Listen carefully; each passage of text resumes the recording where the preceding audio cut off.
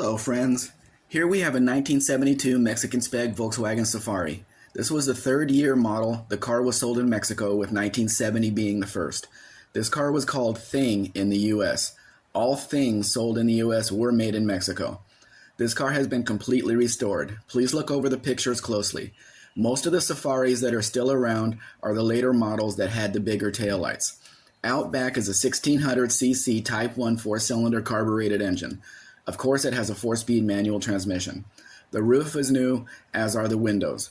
It is riding on new wheels wrapped in new tires. The whole electrical system is new.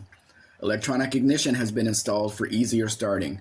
The engine is new, not rebuilt, but new. The seats are original to the car but are covered with new upholstery. A new gas tank has been installed. New headlights and taillights have also been installed. Everything works as it should be.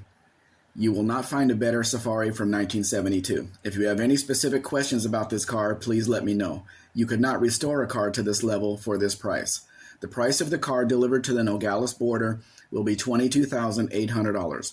Please ask for the price of the car landed in Jacksonville, Florida. I'm getting set up with shipping on the West Coast as well. Contact me for more information on that.